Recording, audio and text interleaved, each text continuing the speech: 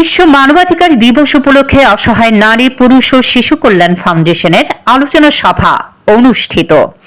বিশ্ব মানবাধিকার দিবস উপলক্ষে অসহায় নারী পুরুষ ও শিশু কল্যাণ ফাউন্ডেশনের উদ্যোগে বুধবার 10 ডিসেম্বর বিকেল 4 ঘটিকায় চট্টগ্রামের আগ্রাবাদ এক্সেস রোডস্থ গোল্ডেন টাচ কমিউনিটি সেন্টারে এক আলোচনা সভা অনুষ্ঠিত হয়। পবিত্র কোরআন থেকে তেলাওয়াত করেন চট্টগ্রাম মহানগর কমিটির সিনিয়র সহসভাপতি মাওলানা মাহবুবুর রহমান।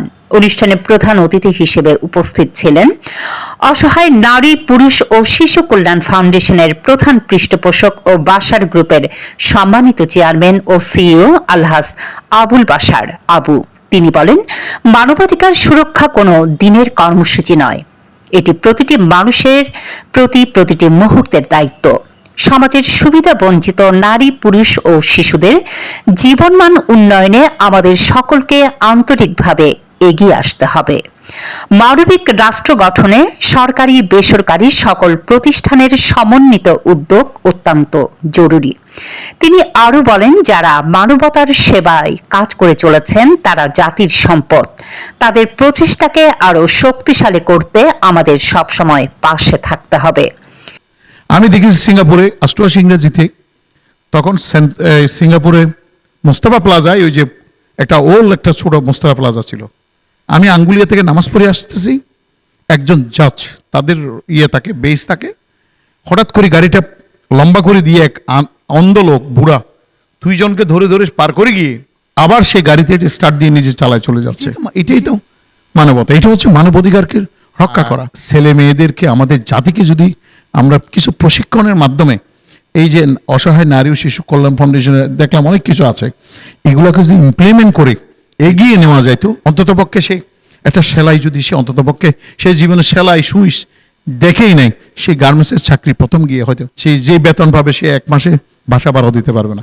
তাকে যদি একটু বিল্ড আপ করে, তাকে একটা সার্টিফিকেট দিয়ে যদি তাদের এই কাজগুলো যদি সার্টিফিকেট ধরে, তাকে যদি একটা প্রশিক্ষণের উপযুক্ত যে অন্তত পক্ষে 80 মার্ক পায়, এই ধরনের যদি তার হাতে তুলে দেওয়া যায়, সারা জীবন সে চলতে পারবে। একটা ছেলে পড়তে পারতেছে না, তাকে যদি বই খাতা কিনে দিয়ে যদি কাকে সহযোগিতা করা হয়, আমি অন্তত পক্ষে সেই সারা জীবন আমি মনে করি একটা গাছ রোপণ করলে 10 থেকে 20 বছর ফল পাওয়া যায়। আর একজন ছাত্রকে যদি মানুষ করা যায়, তাহলে সে সারা জীবন 80-90 বছর পরিবারকে কিছু দিতে পারে। প্রধান আলোচক হিসেবে উপস্থিত ছিলেন বনফুল অ্যান্ড কোম্পানির জেনারেল ম্যানেজার ও অসহায় নারী পুরুষ ও শিশু কল্যাণ ফাউন্ডেশনের উপদেষ্টা জনাব আমানুল আলম।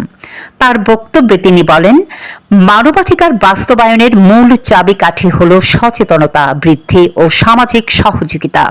সমাজে যারা পিছিয়ে রয়েছে তাদের পাশে দাঁড়ানোই প্রকৃত মানবিকতার বহিঃপ্রকাশ।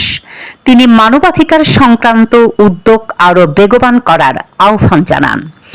বিশেষ অতিথি হিসেবে উপস্থিত ছিলেন চট্টগ্রাম মেট্রোপলিটন পুলিশের সাবেক সহকারী কমিশনার মোহাম্মদ মাহফুজুর রহমান।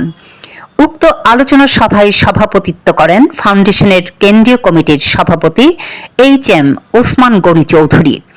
অনুষ্ঠানে আরও বক্তব্য রাখেন সিনিয়র সহসভাপতি মঞ্জুর আহমেদ, সহসভাপতি মোহাম্মদ সেলিম উল্লাহ, সাধারণ সম্পাদক কেন্দ্রীয় কমিটি ফারহানা আফরোজ খানম, চট্টগ্রাম মহানগর কমিটির সদস্য AKM নুরুল হুদা, দৈনিক বাংলাদেশ সমাচারের ক্রাইম রিপোর্টার SM মঈনুদ্দিন, মানবাধিকার কর্মী নীলুপা ফারজানা, সমাজসেবক আলহাজ মোহাম্মদ মাইনুদ্দিন, মানবাধিকার কর্মী আফতাব আলম, বিশিষ্ট সাংবাদিক নূর হোসেন, মানবাধিকার কর্মী নুরুল আজিম হিরু, সাংবাদিক মোহাম্মদ শামীম, সাংবাদিক মোহাম্মদ রাসেল সহ প্রমুখ। আলোচনা সভায় মানবাধিকার রক্ষা, সামাজিক নিরাপত্তা, অসহায় মানুষের উন্নয়ন এবং মানবিক সমাজ গঠনের বিভিন্ন গুরুত্বপূর্ণ দিক তুলে ধরা হয়। শাপলা টেলিভিশন, দেশীয় ঐতিহ্যের ধারক।